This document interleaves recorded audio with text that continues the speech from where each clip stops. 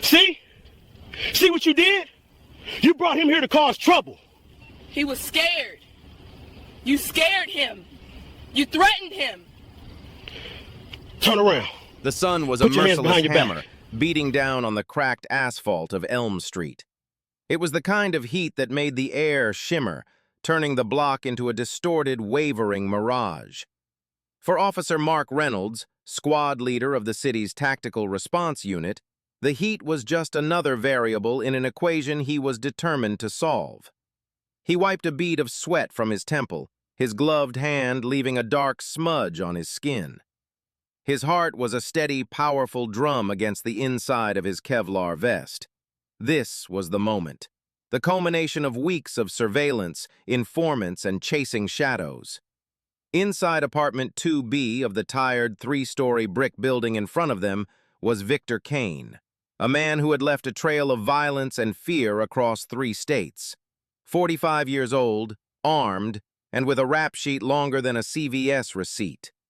Kane wasn't just a suspect, he was a boogeyman, and Reynolds was here to drag him into the light. "Team, final check."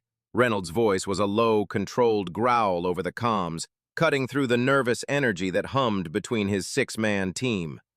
"Ram is on me, shields up on entry, flashbang on my call. We go in hard, we go in fast.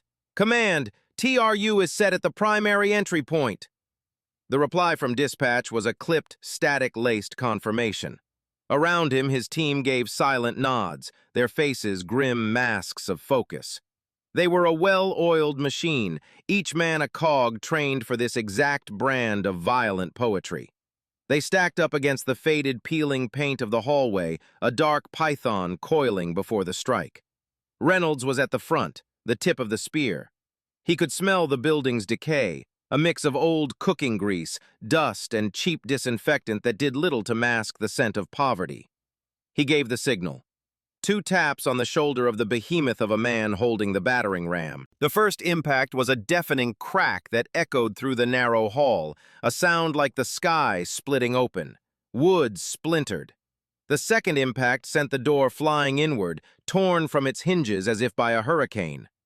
"Flashbang!" Reynolds yelled, and a canister skittered across the linoleum floor of the apartment.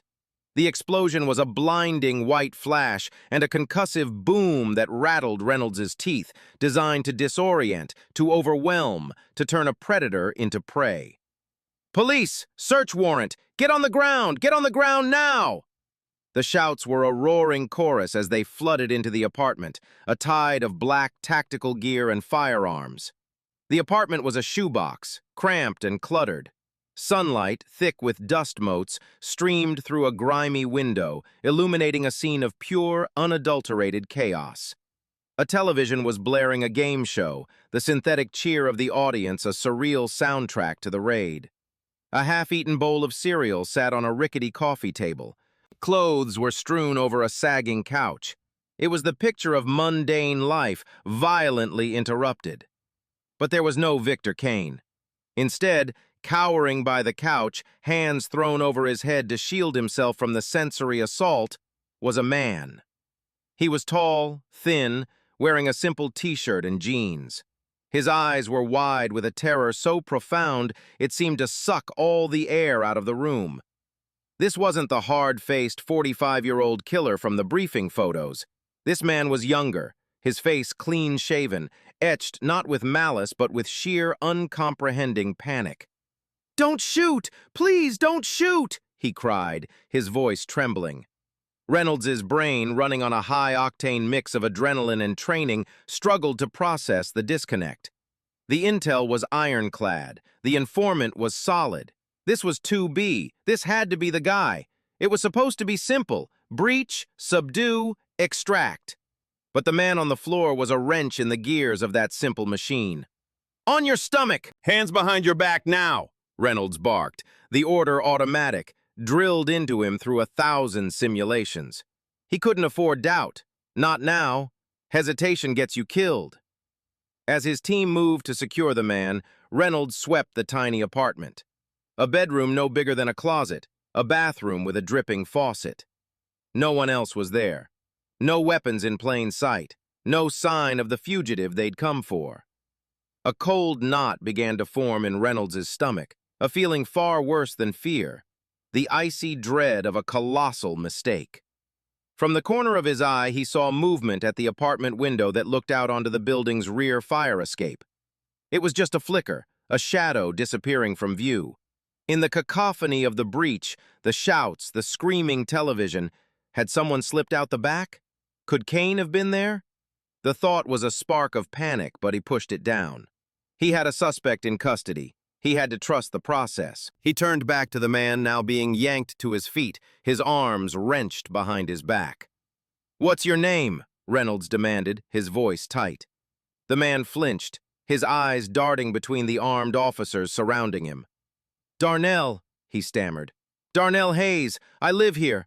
What's going on? What did I do?" Darnell Hayes. The name meant nothing. It wasn't Victor Kane. The knot in Reynolds' gut tightened into a fist. The operation, so meticulously planned, had just spiraled into a vortex of confusion, and right in the heart of it, Reynolds could feel his control slipping away like sand through his fingers. The world had compressed into a swirling vortex of noise and terror for Darnell Hayes. One moment he was watching TV, spooning the last of his cereal, thinking about whether to apply for the warehouse job his cousin told him about. The next, his door, his world, had exploded inward. The flash, the boom, the screaming, it was a nightmare made real. Now rough hands were on him, his cheek pressed against the cheap, gritty carpet of his own living room. The smell of burnt powder and stale dust filled his nostrils. He could feel the cold, unforgiving steel of handcuffs biting into his wrists, ratcheting tight enough to cut off circulation. "I don't understand," he gasped, the words muffled by the floor. "You've got the wrong guy. I'm Darnell Hayes." His voice was a pathetic whisper against the storm of authority that had engulfed him. His plea was met with a knee pressed firmly into his back, pinning him down with indifferent weight. Officer Reynolds stood over him, a towering silhouette against the bright square of the open doorway. The adrenaline of the breach was still coursing through him, but now it was laced with a bitter, corrosive doubt. "This isn't Kane," the thought screamed in his head, a siren he was trying desperately to ignore. But the man on the floor looked nothing like the weathered, scarred face of the fugitive burned into his memory. The age was wrong, the build was wrong, the eyes were wrong. Kane's eyes in the photos were dead things, the eyes of a shark. This man's eyes were just filled with terror. Reynolds' mind raced, trying to weld the broken pieces of the situation back together. The informant said Kane was holed up in 2B, using it as a temporary hideout, laying low with an acquaintance. Could this be the acquaintance? An accomplice? The logic was a lifeline, and Reynolds grabbed onto it. Kane wouldn't be living in a place registered in his own name. He'd use a cutout, a nobody. This Darnell Hayes fit the bill perfectly. He had to be involved. "Get him up," Reynolds commanded, his voice regaining its sharp edge of authority. Two officers hauled Darnell to his feet, his legs unsteady beneath him. He blinked in the harsh light, his gaze falling on the wreckage of his front door, the splintered frame, the deep gouges in the wood.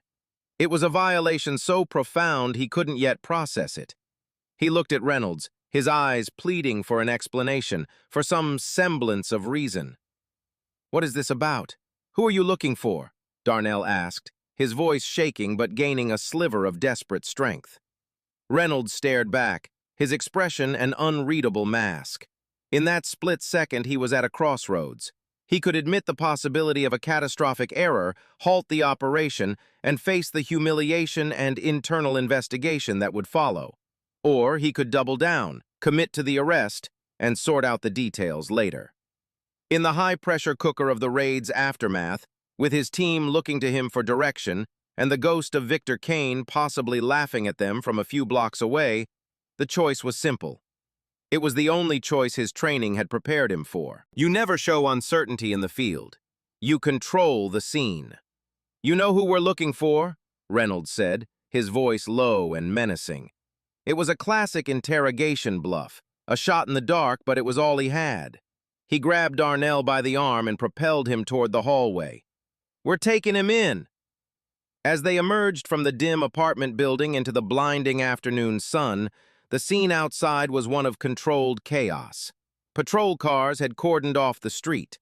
Neighbors were spilling out onto their porches and sidewalks, their faces a mixture of fear, curiosity, and resentment. Phones were already out, small black rectangles held aloft, recording every moment. Reynolds felt 100 pairs of eyes on him, on the man he was shoving toward the back of a squad car. He was acutely aware of the narrative being formed in real time, on phone screens and in neighborhood gossip. They had come for a monster, and they had to be seen leaving with one. Darnell stumbled, his sneakers scuffing against the pavement. "I'm innocent," he said, the words now directed at the crowd, at anyone who would listen. "I haven't done anything. They've got the wrong person." His voice was swallowed by the blare of a nearby siren. As Reynolds pushed Darnell's head down to guide him into the back seat of the patrol car, he caught a glimpse of a figure at the far end of the block near the corner. A man, middle-aged, with a wiry frame and a distinctive limp, wearing a nondescript baseball cap. He was just standing there, partially obscured by a bus stop shelter, watching the scene with an unnerving stillness. For a heartbeat, the man's eyes met Reynolds's. There was no fear in them, only a cold, calculating assessment. Then, with a casualness that was almost insulting, the man turned and disappeared around the corner. The image seared itself into Reynolds's mind. The limp, the age, the coldness in the eyes. It was Victor Kane. Reynolds felt a jolt, a surge of pure, unadulterated panic. He was right there. He had been watching the whole time. But Reynolds was committed. His hands were literally on another man. To abandon this arrest now, to shout Kane's name and give chase, would be to admit his colossal failure in front of his team, the public, and every camera on the street. And so, he did nothing. He slammed the car door shut, sealing Darnell Hayes inside, and with that sound, he sealed his own fate as well.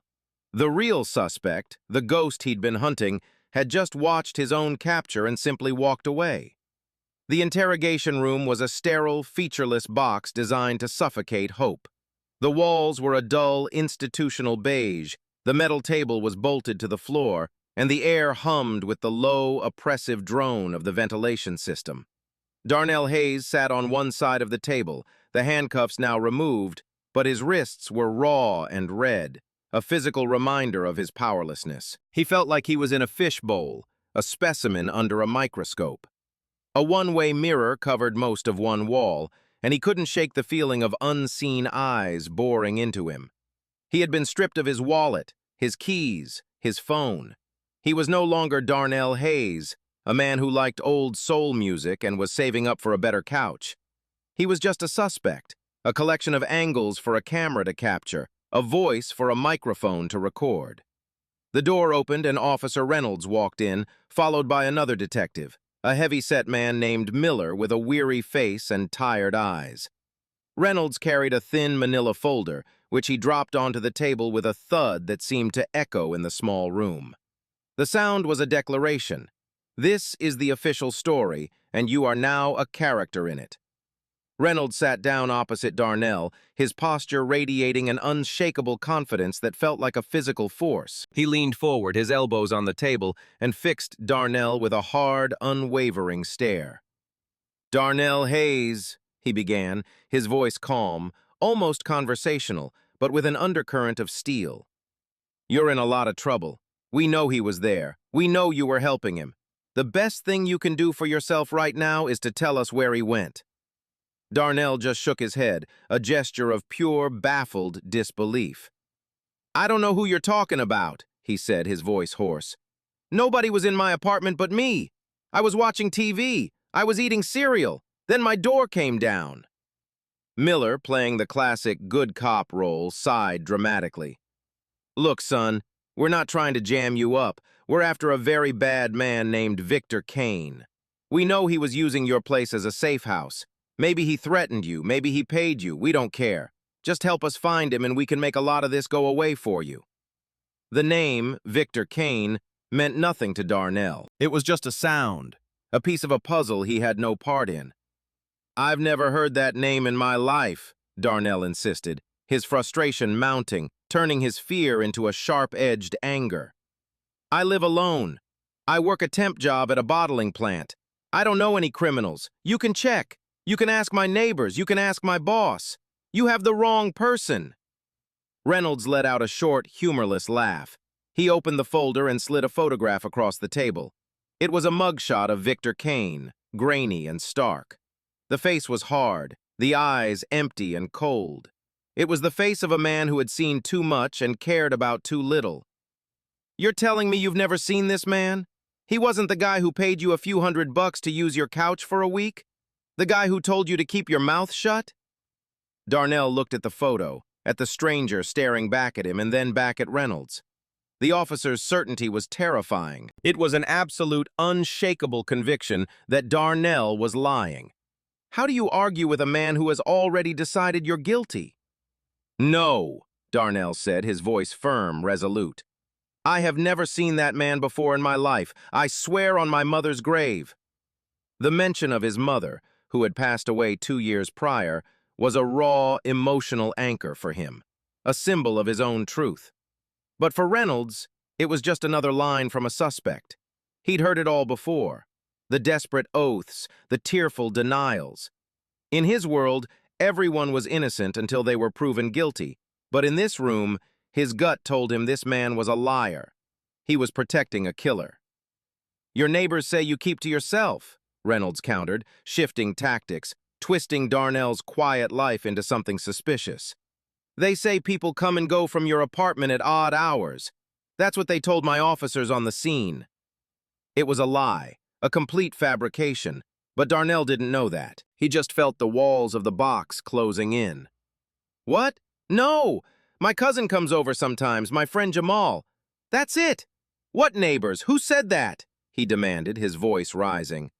Reynolds just smiled, a cold, thin-lipped expression. "We're done here for now," he said, standing up abruptly. "You want to play tough, Darnell? Fine. You can sit in here and think about how much time you're facing for harboring a fugitive and obstruction of justice. When you're ready to tell the truth, knock on the door." He and Miller walked out, the heavy steel door clanging shut behind them with a sound of finality. Darnell was alone again, his reflection a ghostly, distorted figure in the dark mirror. He put his head in his hands, the hum of the ventilation filling the silence. They weren't listening. They had a story written in their heads, and he was just a blank space they were filling in. He was innocent, but in the cold glare of that room, under the weight of their certainty, his innocence felt like a fragile, useless thing, about to be crushed. He wasn't just fighting for his freedom, he was fighting against a version of himself that didn't exist, a phantom concocted in a police file, and he was losing. The adrenaline from the raid had long since curdled into a stale, jittery exhaustion. In the fluorescent-lit sterility of the precinct's debriefing room, the remnants of the TRU team slumped in their chairs, the air thick with the smell of sweat and gun oil. Coffee, black and bitter, was the only thing keeping them upright. Officer Mark Reynolds stood at the front of the room, leaning against a whiteboard, trying to project an aura of control he was miles away from feeling. He was walking them through the operation, his voice a tired monotone, sticking to the script he'd constructed in his head. "Primary target was not on scene at the time of the breach," he stated, the official jargon a shield against the messiness of the truth. "Subject Darnell Hayes was taken into custody at the location. He is believed to be an associate of Kane, providing material support. He is currently being processed." His team nodded along, too drained to question the narrative. To them, it was just another Tuesday. They'd breached a door, cuffed a guy, and come home safe. That was a win. But one person in the room wasn't buying it. Officer Dave Chen, Reynolds' partner and the team's second-in-command, was a quiet, meticulous man who missed nothing. While Reynolds was the gut instinct leader, Chen was the analyst, the one who saw the details everyone else overlooked. He sat at the back of the room, a tablet in his hands, his brow furrowed in concentration. He had been cross-referencing the preliminary report with the fugitive file on Victor Kane, and the pieces weren't just not fitting, they were repelling each other like magnets. "Mark!" Chen said, his voice cutting through Reynolds's summary. It wasn't loud, but it had a weight that made everyone in the room turn to look at him. "Can I talk to you for a second?" Reynolds felt a prickle of irritation. He didn't want a discussion. He wanted this debrief over so he could go home and try to scrub the day from his mind. But he couldn't ignore his second-in-command. "What is it, Dave?" he asked, trying to keep the impatience out of his voice. Chen beckoned him to the side of the room, away from the ears of the rest of the team. He held up his tablet, the screen showing 2 photos side by side. On the left was the booking photo of Darnell Hayes, his face confused and scared. On the right was the last known surveillance photo of Victor Kane, taken at a gas station a week ago. "Look at them, Mark," Chen said softly. "Just look." Reynolds glanced at the screen, a flicker of defensiveness in his eyes. "I've seen them, Dave. One's the fugitive, one's his accomplice. What's your point?" "My point," Chen said, tapping the screen, "is the file. Kane is 45. Our guy Hayes is 29. That's a 16-year gap. The file says Kane has a prominent scar over his left eye from a prison fight. Hayes is clean. The file says Kane walks with a severe limp on his right side from an old gunshot wound. Did you see Hayes' limp? He practically sprinted when we moved him to the car." Each point was a small, precise jab, methodically dismantling the fragile logic Reynolds had built. Reynolds' jaw tightened. "Accomplices don't have to look like the primary, Dave. He was in the target apartment. That's probable cause." "I know," Chen conceded, "but that's not all. I pulled the property records for that apartment building while we were on scene. Apartment 2B is leased to Darnell Hayes. He's lived there for 3 years. His name is on the mailbox. He pays the bills. This isn't some burner apartment, Mark. It's his home." The words hung in the air between them. His home. It was a simple fact, but it fundamentally changed the entire equation. They hadn't just raided a criminal's safe house, they had smashed their way into a man's life. Reynolds thought back to the flicker of movement he saw at the window, the man with the limp he saw on the street corner. The ghost. He had let him walk. He had arrested the homeowner instead. The realization hit him with the force of a physical blow, stealing the air from his lungs. He had messed up. This wasn't a minor error in judgment. It was a catastrophic failure, a mistake so profound it could end his career and, worse, destroy an innocent man's life. He looked at Chen, and for a moment, the mask of the tough, decisive team leader slipped. What Chen saw in his eyes was something he'd never seen before. Pure, unadulterated panic. "The informant was solid," Reynolds whispered, the words sounding weak and hollow even to his own ears. "The intel checked out." "Intel can be wrong," Chen replied gently, but with an unyielding firmness. "Informants can be wrong. What's not wrong is what I'm seeing here. The ages don't match. The physical descriptors don't match. The living situation doesn't match. Nothing matches, Mark. We arrested the wrong guy." The whisper in the debriefing room had become a roar in Reynolds's head. The seed of doubt, planted the moment he saw Darnell on the floor, had just burst into full, poisonous bloom. He had already signed the preliminary arrest report. He had already given his statement. The official narrative was already in motion, a boulder rolling downhill, and he was the one who had given it the push. Stopping it now would mean admitting his failure not just to his partner, but to the entire department, to the DA, to the world. The whisper had exposed the truth, but the question now was whether Reynolds had the courage to face it. The holding cell at the county courthouse was a concrete and steel cage that smelled of desperation and industrial-strength cleaner. Darnell Hayes sat on a narrow bench, his shoulders slumped, the last 24 hours a blur of confusion and fear. He hadn't slept. Every time he closed his eyes, he saw the splintered wood of his door, the barrels of guns, the cold, certain eyes of Officer Reynolds. He felt like he was drowning, pulled under by a current he couldn't see or fight.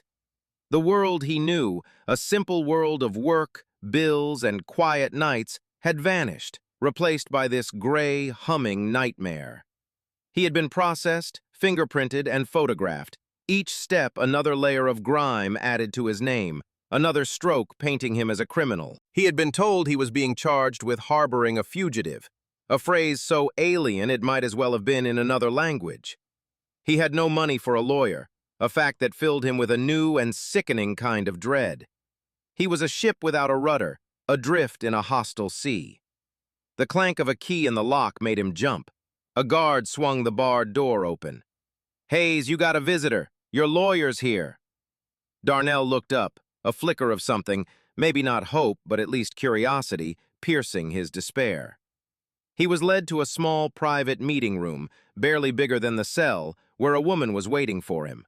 She was in her late 30s, with sharp, intelligent eyes that seemed to take in everything at once.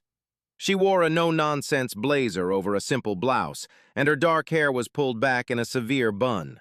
A battered leather briefcase sat on the table in front of her. "Darnell Hayes? I'm Maria Flores," she said, her voice crisp and direct. She didn't offer to shake his hand. "I'm with the public defender's office. I've been assigned your case." Darnell sat down heavily in the plastic chair opposite her.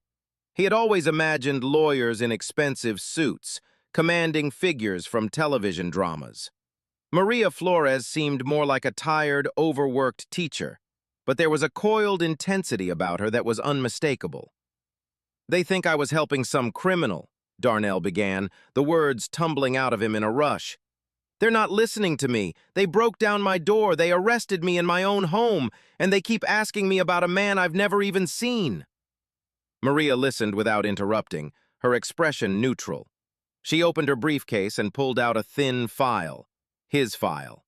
It was mostly empty, containing just the preliminary arrest report. She scanned it quickly, her eyes moving back and forth, absorbing the sparse, damning details. "Officer Mark Reynolds, Tactical Response Unit," she read aloud, more to herself than to him.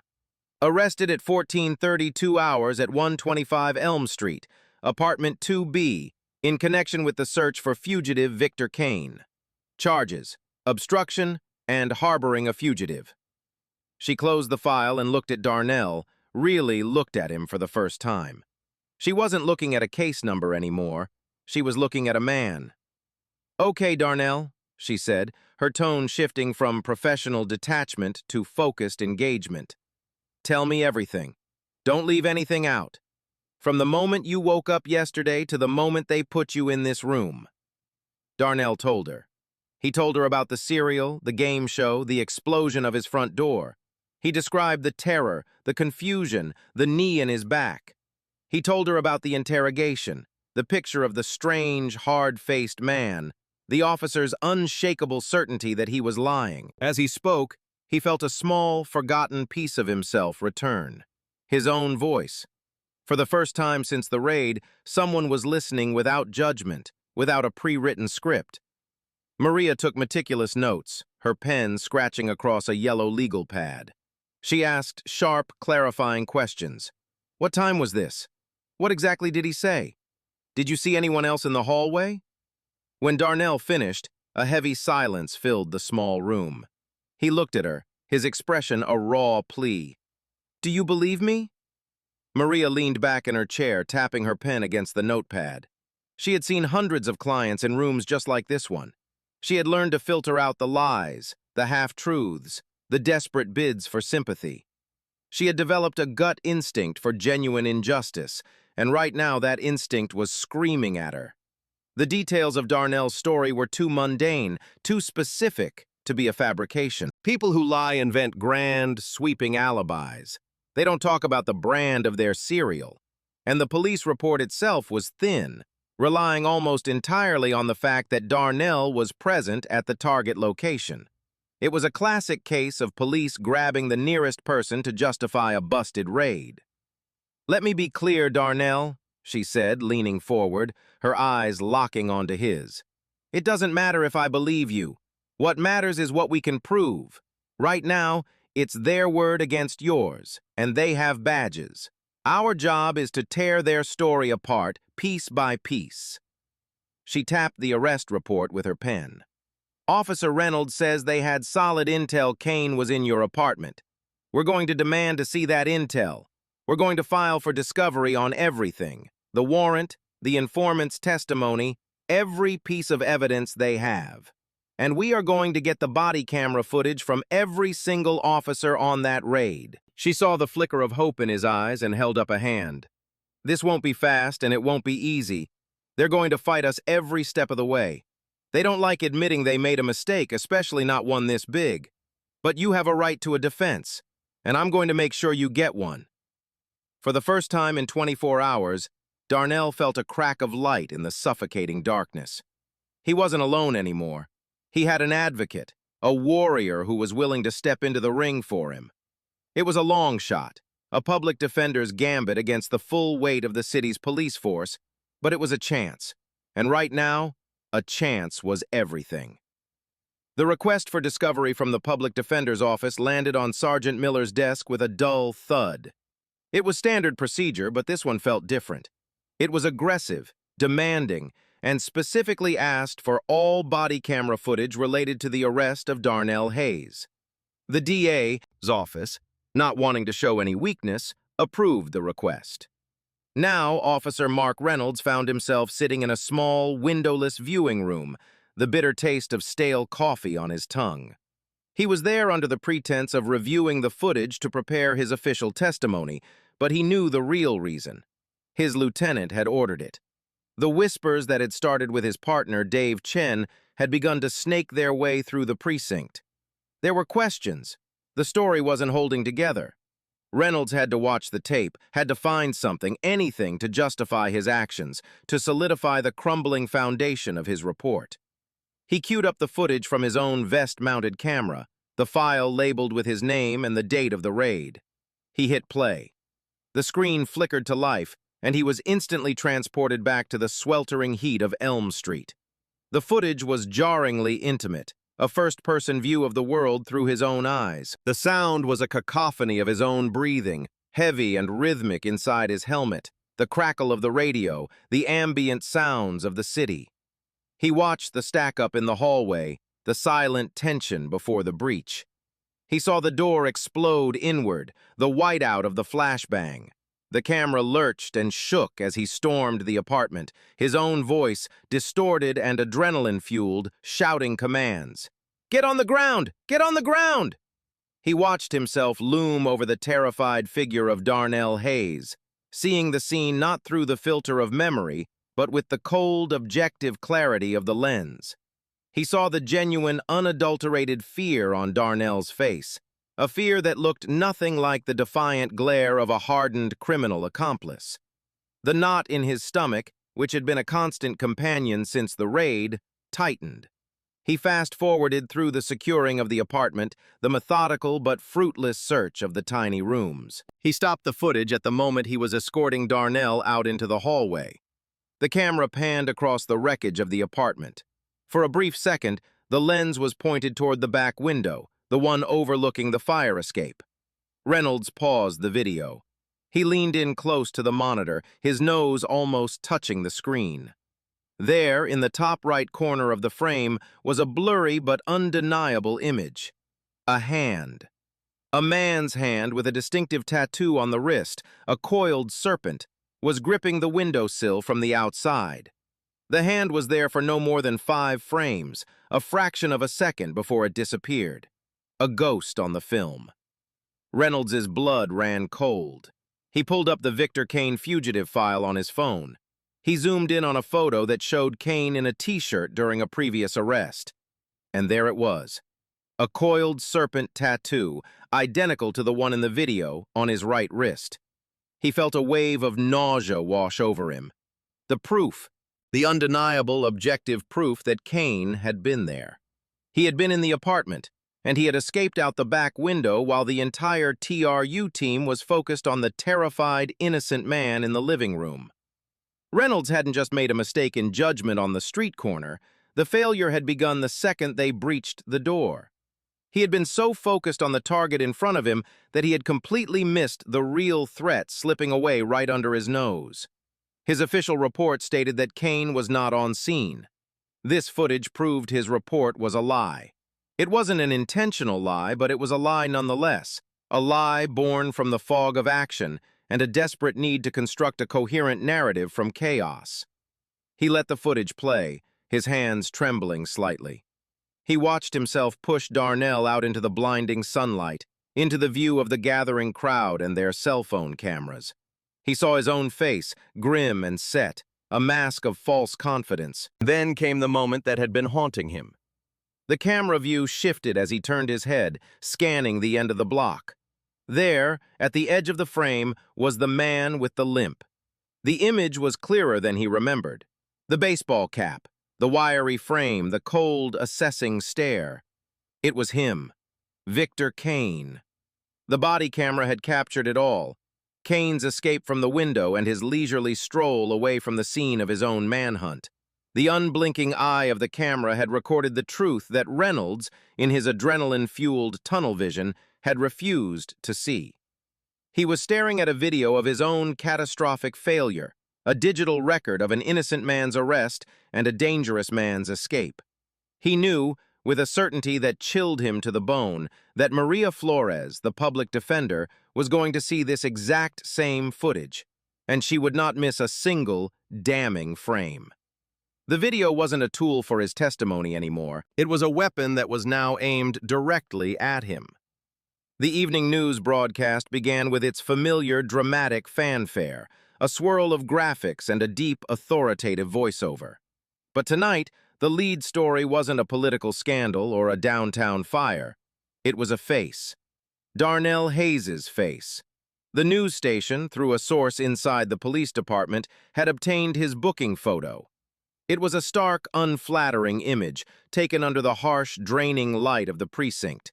In the photo, Darnell's eyes were wide and bloodshot from lack of sleep, his expression a mixture of exhaustion and stunned disbelief. He didn't look like a dangerous criminal. He looked like a man who had been hit by a truck. But context is everything. Juxtaposed with a file photo of a grim-faced, heavily armed TRU officer, and under a bold, flashing chyron that read, "Elm Street Fugitives Hideout Busted," the photo told a very different story. In a dramatic daytime raid, sources say the city's elite tactical response unit has captured a key associate of the notorious fugitive Victor Kane. The anchor, a perfectly coiffed man named Tom Hayes, began. The irony of sharing a surname with the man being condemned was lost on everyone. Police arrested 29-year-old Darnell Hayes at his Elm Street apartment, which authorities believe was being used as a safe house for Kane, who remains at large.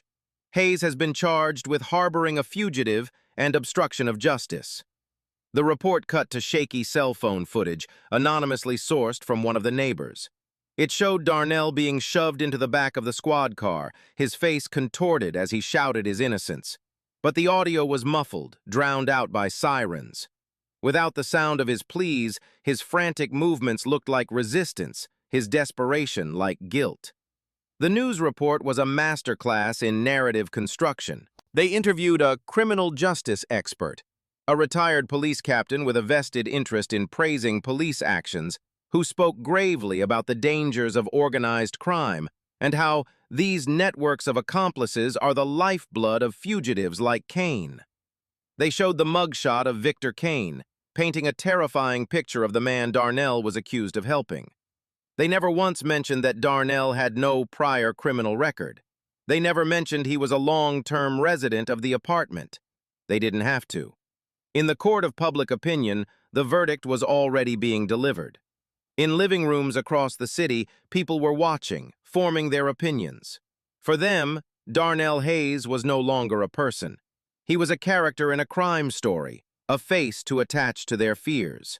He was the bad guy. Darnell's cousin Marcus saw the report from his couch, a half-eaten plate of food forgotten in his lap. He stared at the screen, at his cousin's face being paraded as a hardened criminal, and a hot, helpless anger rose in his chest.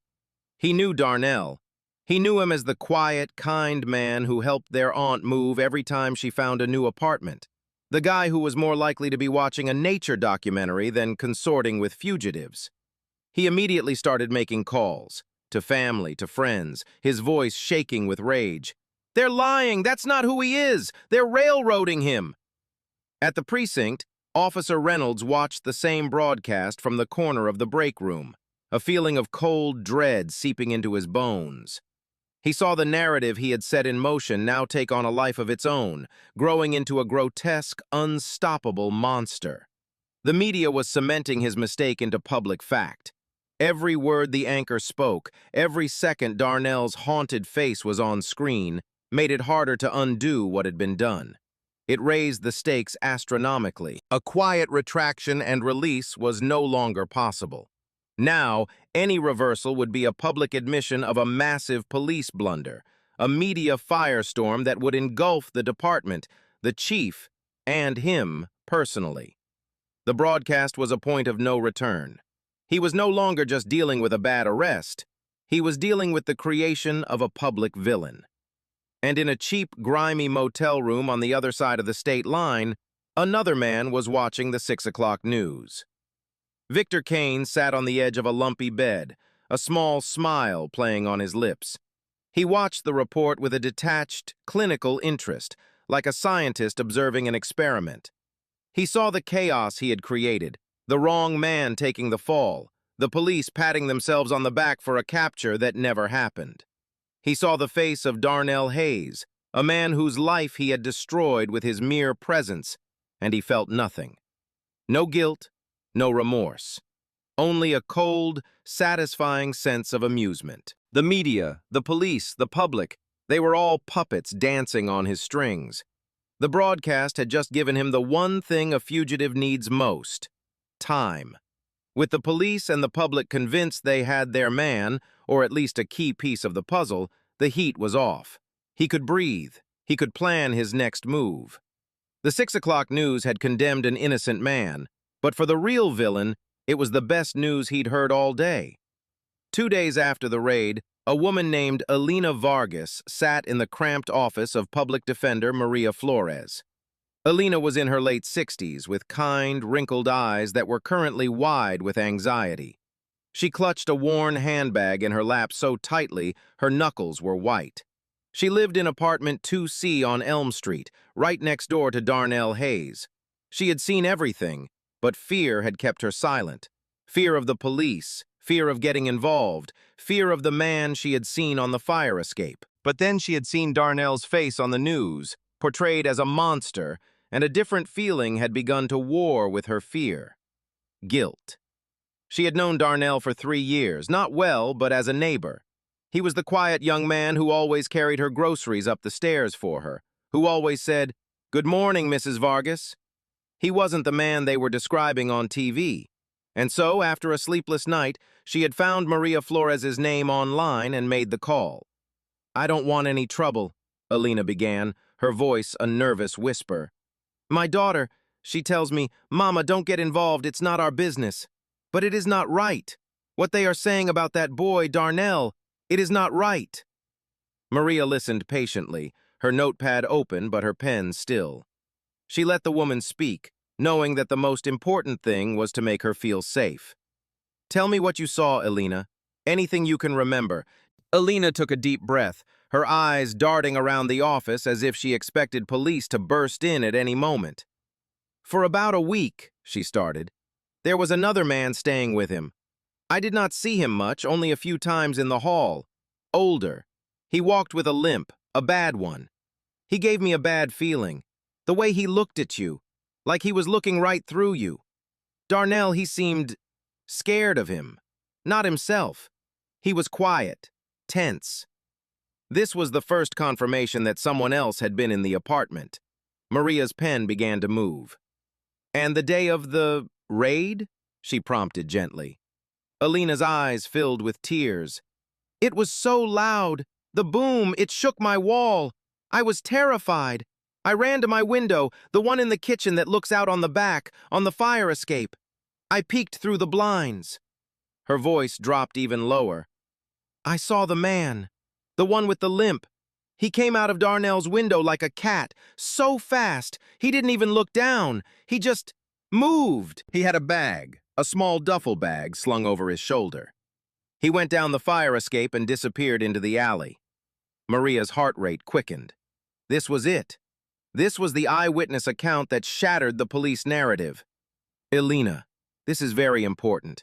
Can you describe him? What was he wearing? Elena closed her eyes, trying to bring the image back into focus. He was not young. Maybe like my son, 40, 45. Thin. He wore a dark shirt, jeans, and a baseball cap. A plain one. Oh, and when he climbed from the window, his sleeve rode up. I saw something on his arm. A tattoo. It was like a snake, all coiled up. A snake tattoo. Maria felt a jolt of electricity. She made a note, underlining the words twice. The pieces were snapping into place. The older man, the limp, the tattoo. This was Victor Kane. And Elena Vargas had watched him escape while the police were arresting the wrong man inside. Did the police talk to you? Maria asked. Afterward, did any officers come to your door and ask if you saw anything? Elena shook her head vehemently. No, no one. They talked to Mr. Henderson downstairs, the one who calls the police for everything, but they never knocked on my door. I stayed inside with my door locked. I was too scared. This was another crucial detail. The police on the scene had failed to conduct a thorough canvass of the immediate neighbors. They had been so certain, so consumed by their own version of events, that they hadn't done the basic legwork that might have immediately revealed their error. They had tunnel vision, and Elena Vargas, the one person who held the key, had been standing right behind a shuttered window, completely ignored. Elena, Maria said, her voice full of a conviction she hadn't felt before. Your testimony could free Darnell, but it would mean talking to the police, maybe even testifying in court. They will ask you why you didn't come forward sooner. It will be difficult. Elena looked down at her hands, at the worn leather of her purse. She thought of Darnell's kind face, the simple greetings in the hallway. She thought of his face on the television looking so lost and alone. The guilt was a heavy weight, heavier even than her fear. He is a good boy, she said, her voice finding a strength it hadn't possessed moments before. They are trying to ruin his life for something he did not do. My daughter is right, it is not my business. But my heart tells me it is my duty. Maria Flores looked at the brave, frightened woman sitting across from her, and for the first time she allowed herself a small, determined smile. The official story had a crack in it, and Elena Vargas had just handed her the hammer to break it wide open. The summons to Internal Affairs felt less like a request and more like a judgment. The IA division was housed in the basement of the municipal building, a place officers jokingly called the Rat Squad's maze. There were no windows, the lighting was a sickly yellow, and the air was stale with the smell of old paper and suspicion. It was where careers went to die. Officer Mark Reynolds walked down the long linoleum hallway, his footsteps echoing unnervingly in the silence. Every instinct in him screamed to turn back, but there was nowhere to run. The Darnell Hayes case had officially blown up. Maria Flores had filed a motion to dismiss based on new evidence, specifically citing an eyewitness who saw the real suspect escape and a significant discrepancy found on the body camera footage. The media, catching the scent of blood in the water, had pounced. The story had shifted from a successful raid to a potential wrongful arrest, and the department needed a scapegoat. Reynolds knew with a sinking certainty whose head was on the chopping block. He entered the small, claustrophobic interview room. Two investigators, Detective O'Malley and Detective Sanchez, were waiting for him. They were seasoned IA detectives, men whose faces were etched with a permanent, weary cynicism. They didn't wear uniforms. They wore cheap suits that seemed to absorb the room's depressing atmosphere. There was no professional courtesy here, no brother-in-blue camaraderie. In this room, he wasn't a decorated TRU team leader. He was just another officer under investigation. "Have a seat, Reynolds," O'Malley said, his voice flat. He gestured to the single, uncomfortable chair opposite their desk. A small recording device sat between them, its red light blinking like a malevolent eye. "This is a formal interview regarding the arrest of Darnell Hayes on the 12th. You're here as part of an administrative inquiry. You understand that, right?" Reynolds nodded, his mouth dry. "I understand." Sanchez opened a thick file, the same one Maria Flores had forced into existence. It was filled with reports, statements, and now a transcript of Alina Vargas's testimony. Let's go back to the beginning, Mark. Sanchez began, his tone deceptively casual. Your informant. You stated in your report the intel was highly reliable. Walk us through why you believe that. Reynolds recounted the history with the informant, the previous tips that had led to successful arrests. He tried to sound confident, professional, but he could hear the defensive edge in his own voice. He was justifying himself, and he knew it. O'Malley cut him off. So, this highly reliable informant gave you an address, but was wrong about who was inside, wrong about the primary target's presence, and failed to mention the target might use the fire escape. How reliable does that sound to you now? The question was a jab, designed to put him off balance. Intel is never perfect, Reynolds countered, falling back on procedure. We acted on the best information we had at the time. Sanchez leaned forward, his eyes narrowing. Let's talk about the body cam footage, your footage. He slid a still image across the table. It was a high-contrast printout of the frames showing the tattooed hand on the windowsill. Recognize this tattoo? Reynolds' heart hammered against his ribs. I didn't see it at the time. The situation was dynamic.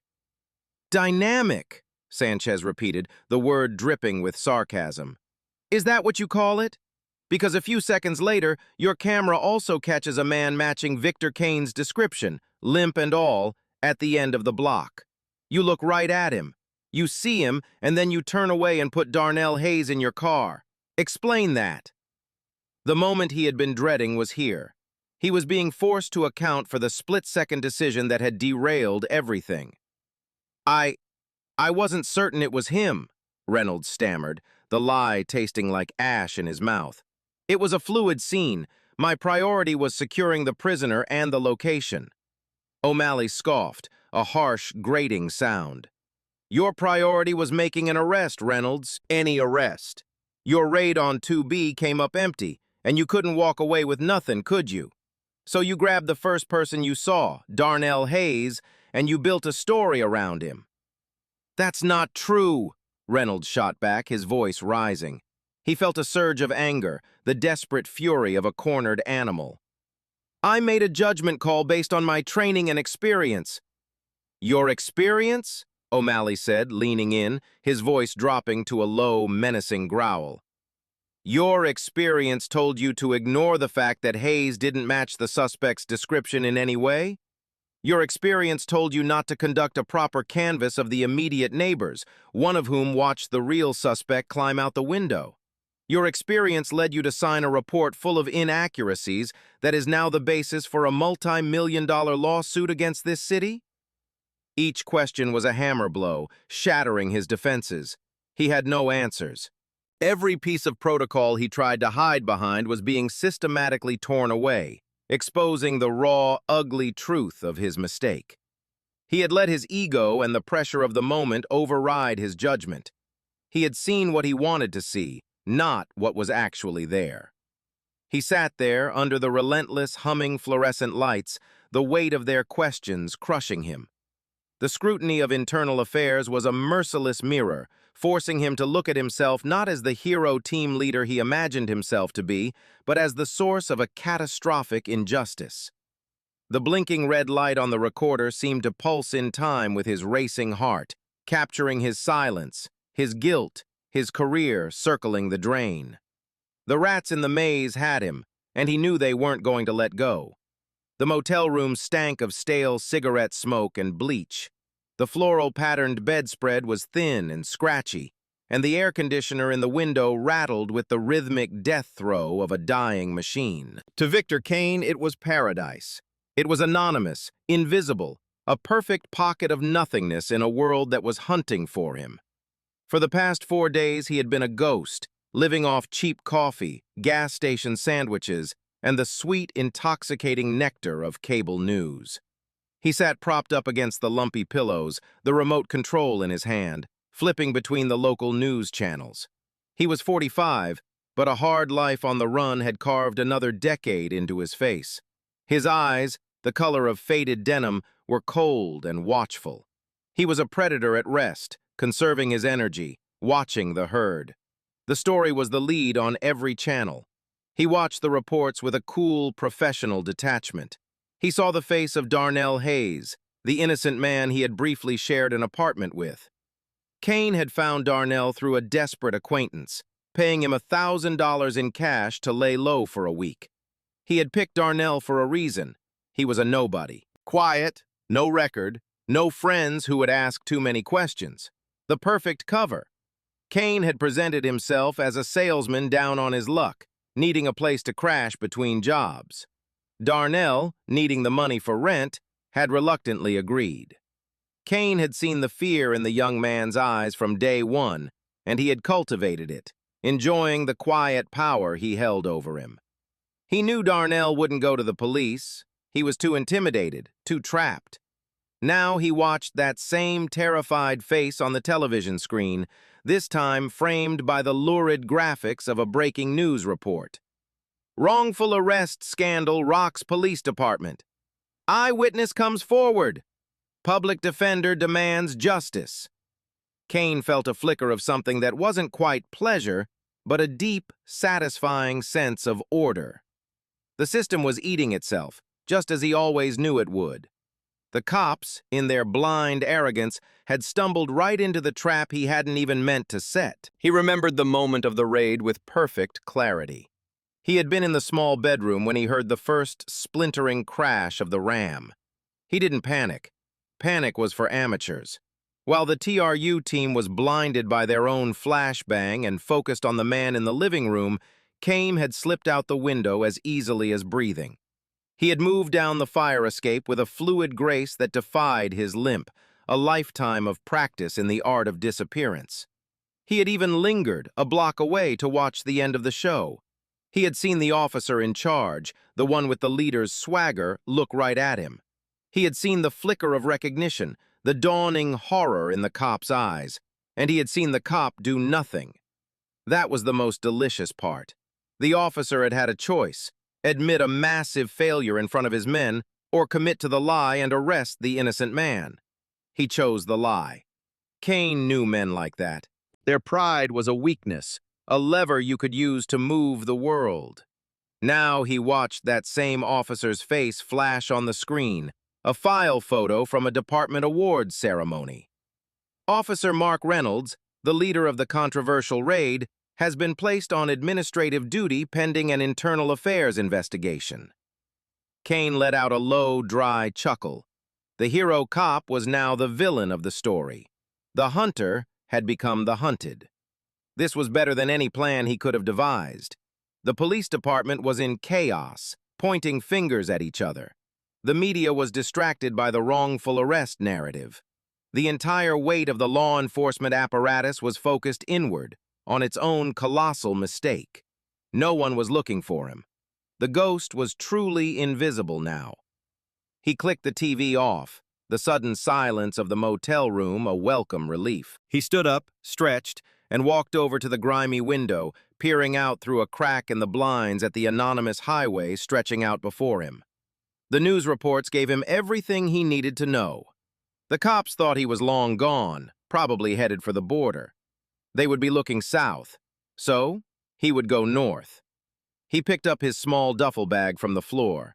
Inside was a change of clothes, a roll of cash, and a stolen handgun. Everything a ghost needed to keep moving. He felt no remorse for Darnell Hayes. The kid was just collateral damage, a random casualty in Kane's private war against the world. In his mind, the world had wronged him long ago, and he was simply returning the favor, one shattered life at a time.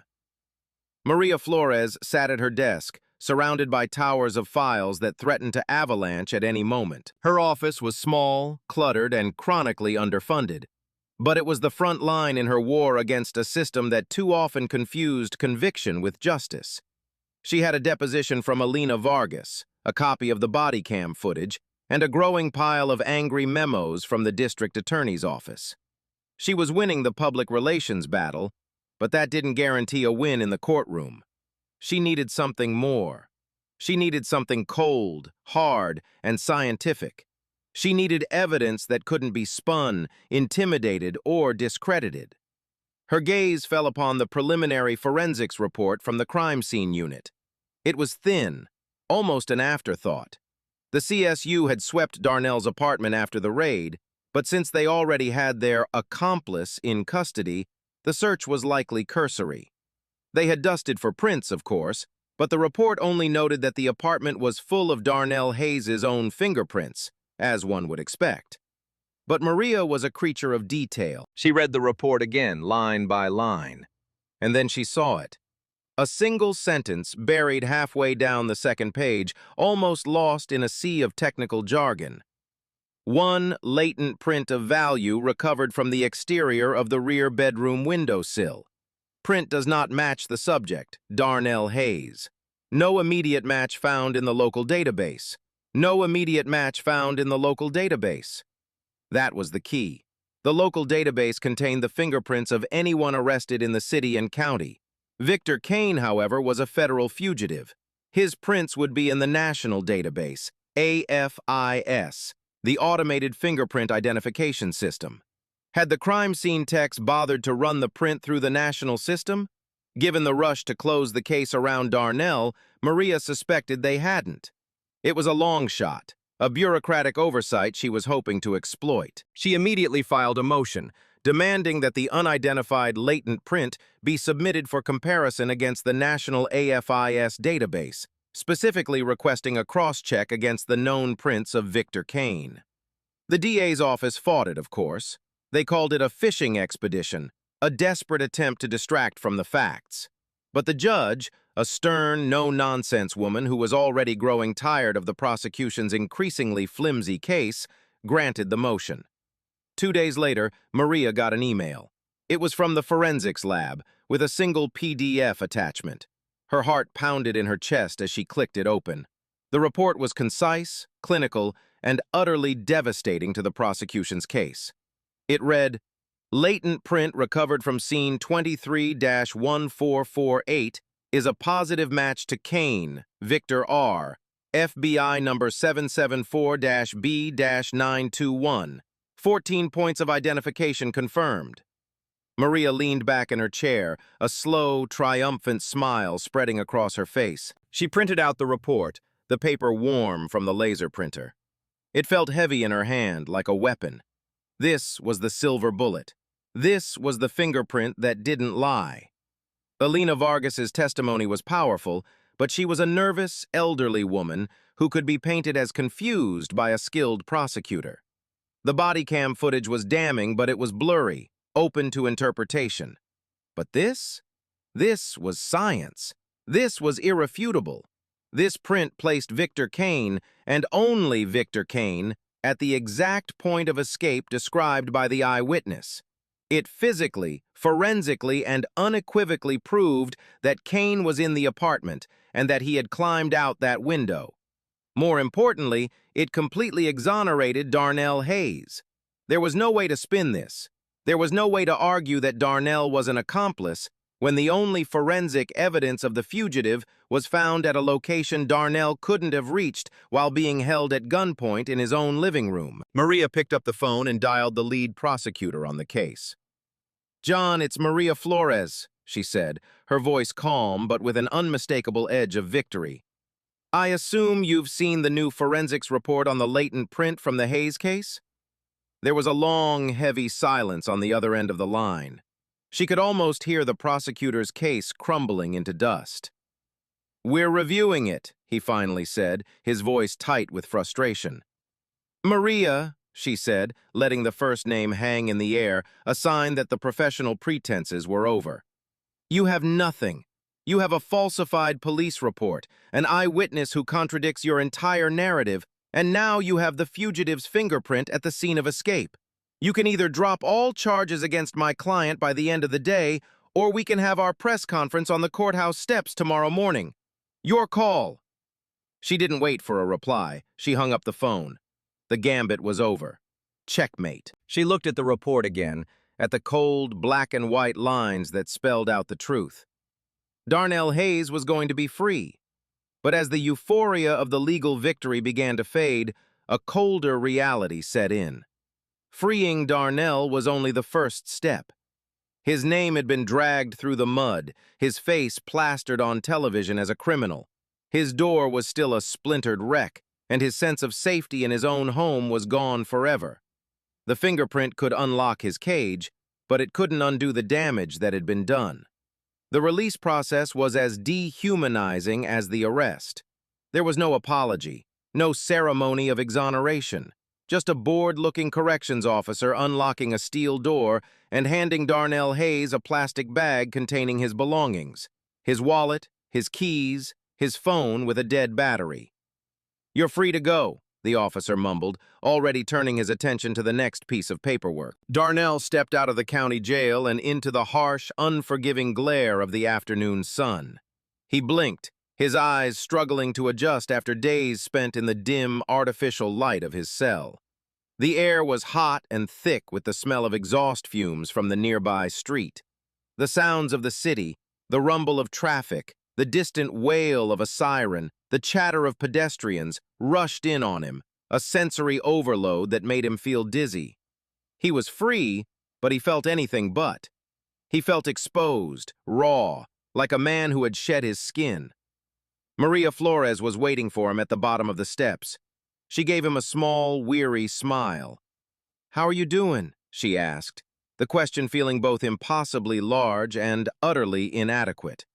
Darnell just shook his head, unable to find the words. He looked down at his own clothes, the same t-shirt and jeans he had been wearing during the raid. They felt grimy, alien, the uniform of a nightmare he couldn't wake up from. "They just let me go?" he asked, his voice raspy. "That's it?" "For now," Maria said, her tone pragmatic. "We'll be filing a civil suit against the city, against the department, and against Officer Reynolds personally. But that's a fight for another day. Today, you just need to go home." Home. The word felt strange, tainted. He clutched the keys in his hand. The key to his apartment, the one with the shattered door and the memory of violence etched into its very walls. The thought of returning there sent a tremor of anxiety through him. As they started walking toward Maria's car, a pack of reporters who had clearly been tipped off about his release descended on them like vultures. Cameras flashed in his face, microphones were shoved toward his mouth. "Darnell, how does it feel to be exonerated? What do you have to say to the police department? Are you angry?" The questions were a meaningless barrage of noise. Darnell froze, like a deer in the headlights, the sudden attention a terrifying echo of the raid itself. Maria stepped in front of him, a protective shield. "Mr. Hayes has no comment at this time," she announced, her voice sharp and authoritative. "He has been through a traumatic ordeal at the hands of this city's police department and asks for his privacy. There will be a formal statement later. Now please, back off." She guided a stunned Darnell through the scrum and into the passenger seat of her car, the cameras still flashing against the window as she pulled away from the curb. The drive back to Elm Street was silent. Darnell stared out the window at the city he had lived in his whole life. It looked different now, menacing. Every police car they passed made his stomach clench. He saw the way people looked at him in traffic, and he wondered, do they recognize me? Do they still think I'm the criminal from the news? When they arrived at his apartment building, the first thing he saw was the door to 2B. It had been boarded up with a crude slab of plywood, a brutal scar on the face of the building. The landlord had already left a notice taped to it about unpaid rent and property damage. His home had been turned into a crime scene, and now he was being blamed for the wreckage. He unlocked the flimsy plywood and stepped inside. The apartment was just as the police had left it. His belongings were strewn about, drawers were pulled open, his couch cushions were sliced open. They had torn his home apart looking for evidence of a crime he didn't commit. The half-eaten bowl of cereal was still on the coffee table, the milk now a sour, curdled mess. It felt like a tomb, a monument to the life he had been living just a few days ago. He stood in the middle of the room, the full weight of what had happened finally crashing down on him. The legal victory felt hollow, a ghost of justice. They hadn't given him his life back, they had just given him back the pieces and left him to figure out how to put them back together. The anger he had suppressed for days finally boiled over, a hot, cleansing wave of pure rage. It wasn't just anger at Reynolds or the department. It was anger at a system that could so easily, so carelessly strip a man of his name, his home, and his peace of mind, and then walk away without so much as an apology. He was free, but he had been marked. The shadow of the false accusation would follow him. The fear, the paranoia, the feeling of being unsafe in his own skin. Those were his new cellmates. He walked out of the jail, but the prison was now inside him. Blinking in the harsh daylight, Darnell Hayes understood the devastating truth. He had won his freedom, but it felt nothing like a victory. In a desperate attempt to control the spiraling narrative, Police Chief Frank Donovan called a press conference. The room was packed, a standing-room-only crowd of reporters, camera operators, and producers, all sensing a major story reaching its boiling point. The air was thick with a predatory tension. Chief Donovan, a veteran cop who had climbed the political ladder to the top, stood at a podium bearing the city's seal, his face a grim, practiced mask of authority. He had planned to deliver a carefully worded statement, acknowledge procedural errors, promise a full and thorough investigation, and move on. He had fundamentally misjudged the mood of the room and the city. He began with a prepared statement, his voice a low, rumbling baritone that usually commanded respect.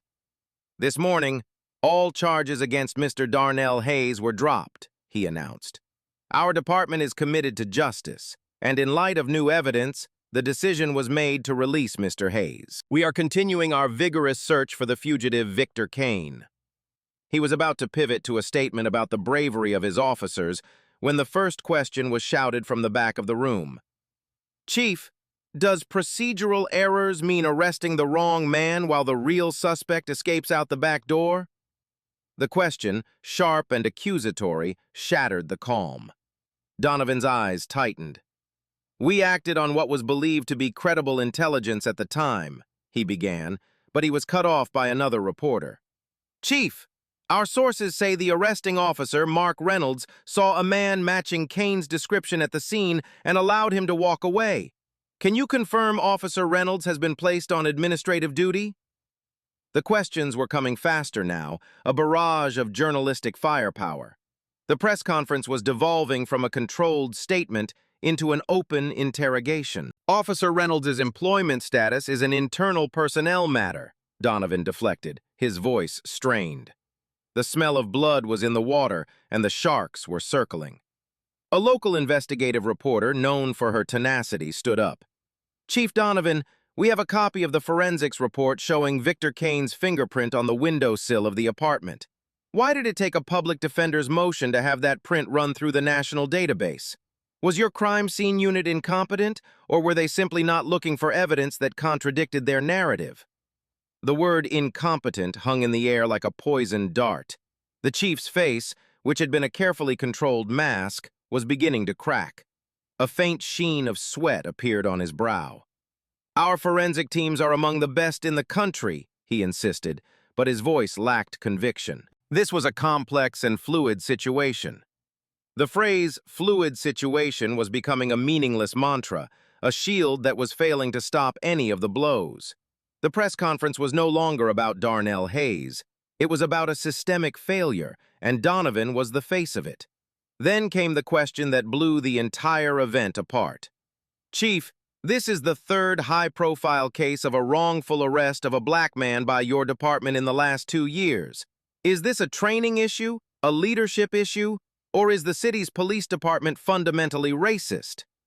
The word racist landed like a grenade in the center of the room. The cameras zoomed in on Donovan's face, capturing his flicker of panic.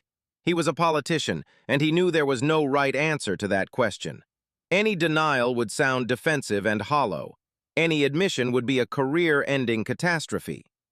This department does not tolerate racism in any form, he said, his voice rising, betraying his anger. To suggest that this arrest had anything to do with race is irresponsible and inflammatory. Our officers risk their lives every day to protect every citizen of this city, regardless of their background. but the dam had broken. His angry denial only fueled the fire. The room erupted in a chorus of shouted questions about racial bias, police accountability, and the department's history. Donovan stood at the podium, a man besieged, his carefully crafted message in tatters. He looked out at the sea of accusatory faces and flashing cameras and realized he had lost control completely. He had walked into the press conference intending to project strength and accountability.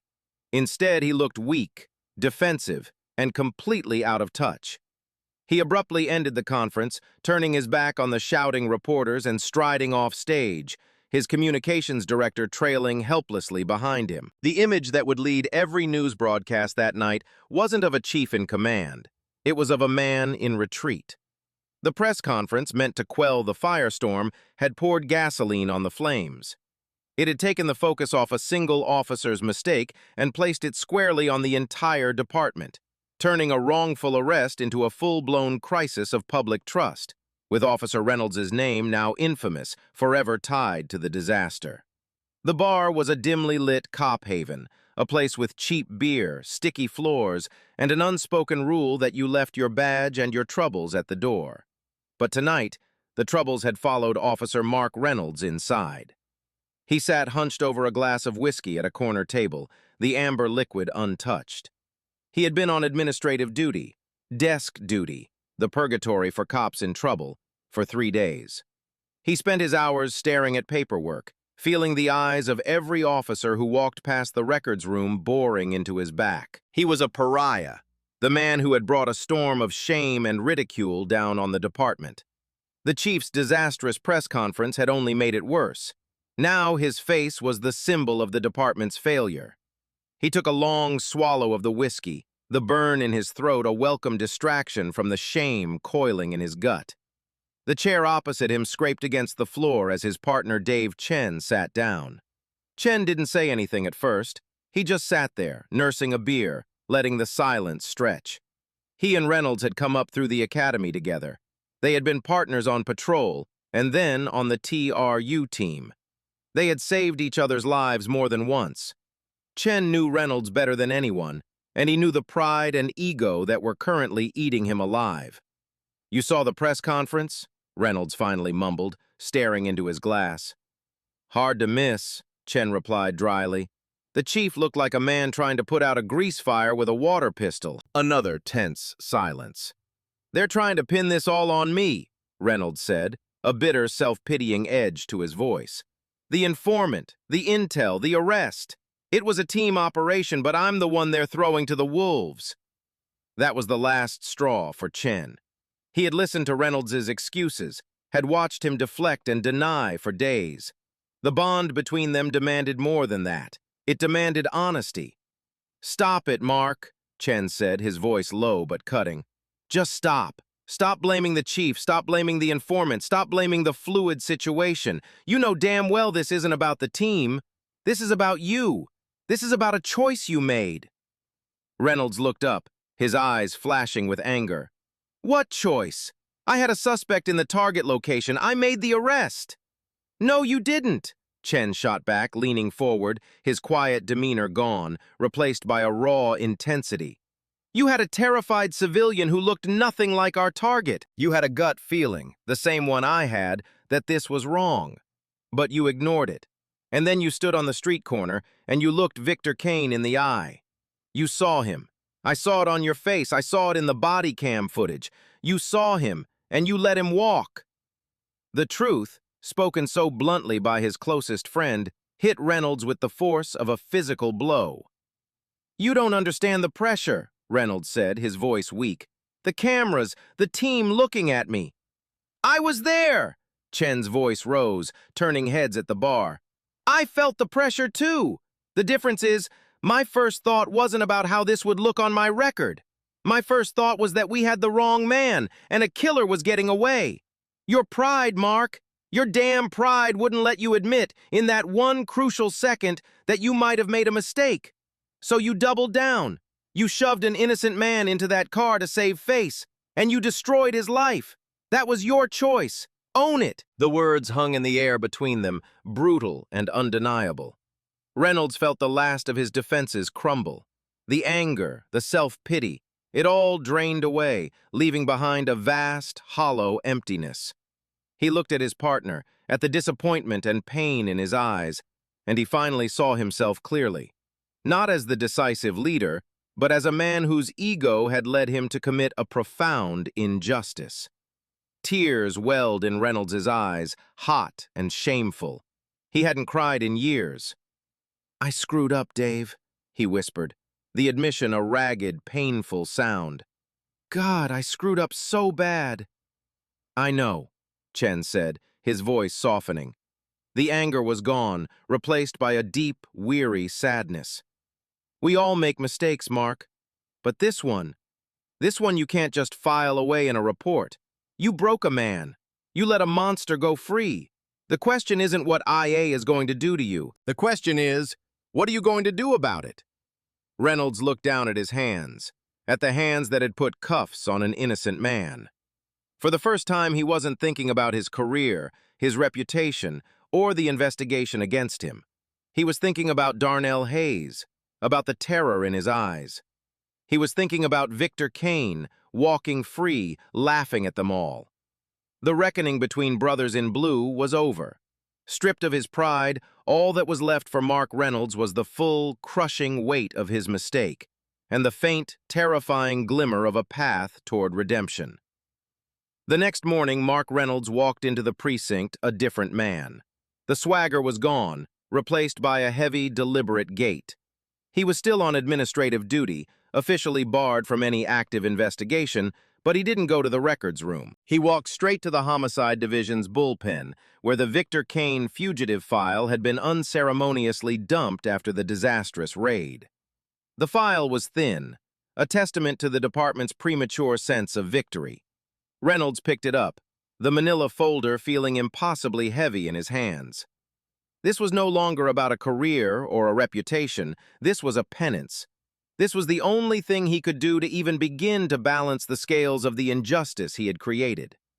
He took the file to an empty desk in the corner, ignoring the curious and hostile stares from the other detectives. He was toxic, a pariah, but he didn't care.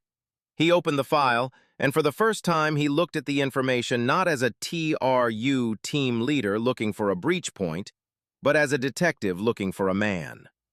He started from the beginning, forcing himself to read every line, every dry procedural detail. He examined the known associates, the past crimes, the modus operandi. Kane was a ghost, a drifter who specialized in preying on the vulnerable. He never stayed in one place for more than a few weeks. He used cash, burner phones, and stolen identities. The informant who had given the Elm Street tip had gone to ground, his information now worthless, likely a deliberate misdirection sold to the highest bidder. Reynolds realized his first mistake. He had focused on the where, not the who. He had been so fixated on the location, the door to be kicked, that he hadn't truly understood the man he was hunting. He pulled up the crime scene photos from Darnell Hayes' apartment on a desktop monitor. He zoomed in, looking for anything his team might have missed in their haste. The place had been torn apart, but it was the small details that caught his eye. An empty wrapper from a specific brand of beef jerky, a type sold only at a regional truck stop chain. A folded newspaper from a town 200 miles north, dated just a few days before the raid. These were crumbs, tiny, insignificant details that had been ignored because the police thought they had their man. But now, to Reynolds, they were a lifeline. Kane hadn't gone south to the border as conventional wisdom suggested. The newspaper, the jerky, it all pointed north. Kane was doubling back, moving against the expected current. He was a creature of habit and opportunity, and these small items were a window into his patterns. Reynolds spent the next 12 hours in that corner, fueled by black coffee and a gnawing sense of guilt. He created a timeline, a map. He cross-referenced every known sighting of Kane with robberies and assaults that had occurred in the same areas. A pattern began to emerge. Kane wasn't a mastermind, he was a parasite. He would drift into a town, find a low-level criminal network, and use it for resources. A place to stay, a cheap car, information. Then, he would commit a violent robbery, usually targeting a small cash-based business, and disappear before the local police even knew who he was. His partner, Dave Chen, found him there late that night, surrounded by maps, printouts, and empty coffee cups. "What are you doing, Mark?" Chen asked, his voice wary. "You're supposed to be on desk duty. If the lieutenant finds you here, he'll have your badge." "Let him," Reynolds said without looking up from the map he was studying. "I'm not doing this for the department. I'm doing this for me, for him, for Darnell Hayes." He pointed to a spot on the map, a small industrial town about 300 miles north. "He's here, Dave. I know he is. There was an armed robbery at a check-cashing place there 2 days ago. A lone gunman, middle-aged, walked with a limp. The local cops have no leads. It's Kane. It has to be." Chen looked at the map, then at the obsessive, feverish look in his partner's eyes. This wasn't the arrogant team leader from a week ago. This was a man humbled, broken, and now driven by a singular, desperate purpose. This was a hunt for redemption. "You can't go after him yourself, Mark," Chen warned. "You're off the case. You're a witness in a civil suit. You go near this and they'll bury you." "I know," Reynolds said, his voice quiet but firm. "That's why I'm not going after him. I'm just going to find him. I'm going to put together a file so perfect, so airtight, that they'll have no choice but to send a team to pick him up. I'm going to give them the monster I let go." He looked up at Chen, his eyes pleading. "I have to do this, Dave. I don't have a choice." Chen looked at his friend, at the wreckage of his career and the fire that had been lit in its place. He knew he should walk away, tell Reynolds to go home and wait for the IA verdict. But he also knew he wouldn't. He pulled up a chair. "Okay," he said, picking up a fresh legal pad. "Show me what you've got. Let's hunt a ghost." The official investigation may have stalled, mired in bureaucracy and blame, but in a forgotten corner of the precinct, the real hunt for Victor Kane had just begun. The blaze of media attention eventually subsided, as it always does, moving on to the next scandal, the next tragedy. But for the two men at the center of the storm, the fire had not gone out. It had simply moved inside, forging them into something new. Their paths, violently crashed together by a splintered door on Elm Street, now diverged, each man walking a road paved with the ashes of what had come before. For Darnell Hayes, life was a slow, arduous process of rebuilding from rubble. He moved out of the apartment on Elm Street, unable to shake the ghost of the raid from its walls. He found a small place on the other side of town, but the feeling of safety was a fragile, elusive thing.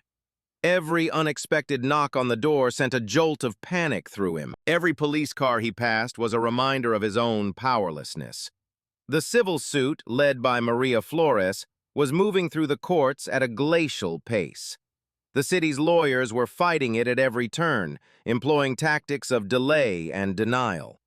Justice, Darnell was learning, was not a swift, cleansing event, but a long, grinding war of attrition. But something had changed in Darnell.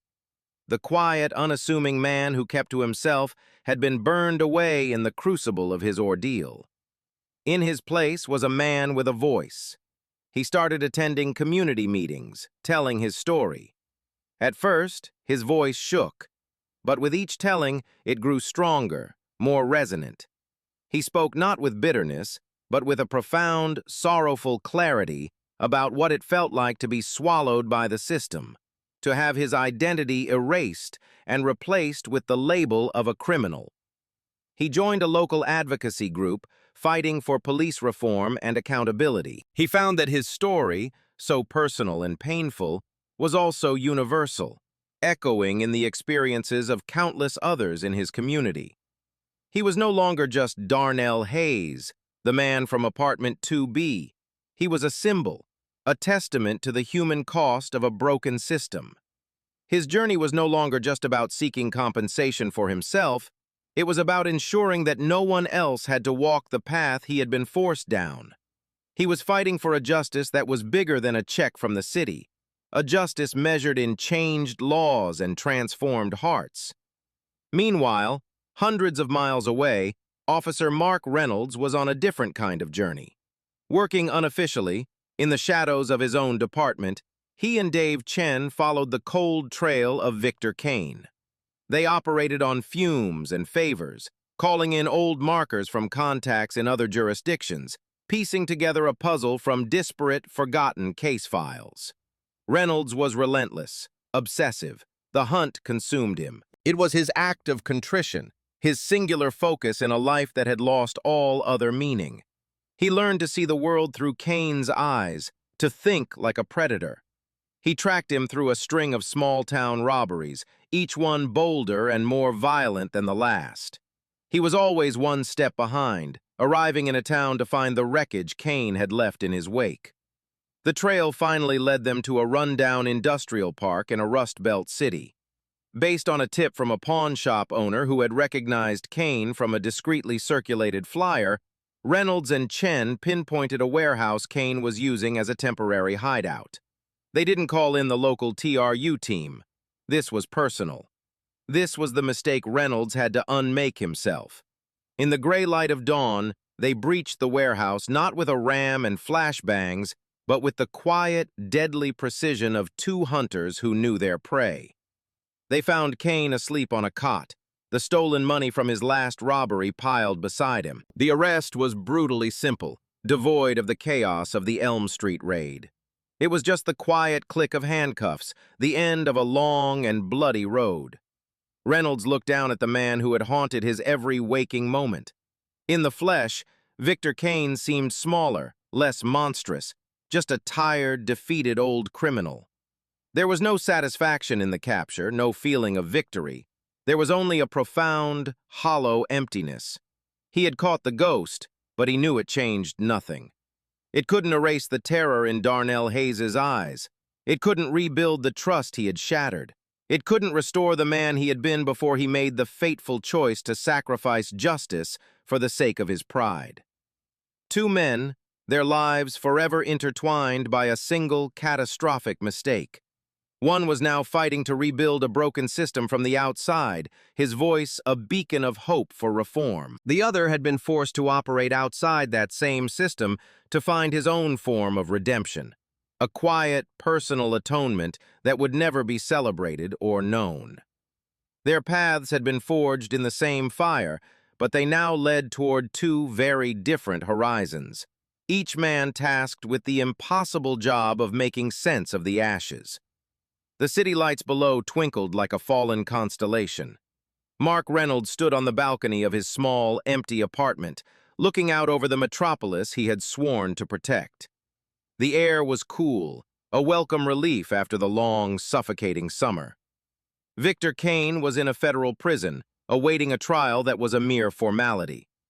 The department had quietly closed the internal affairs investigation against Reynolds, the capture of Kane serving as a convenient end to an inconvenient story. They offered him his position back as TRU team leader. He had refused. He couldn't go back.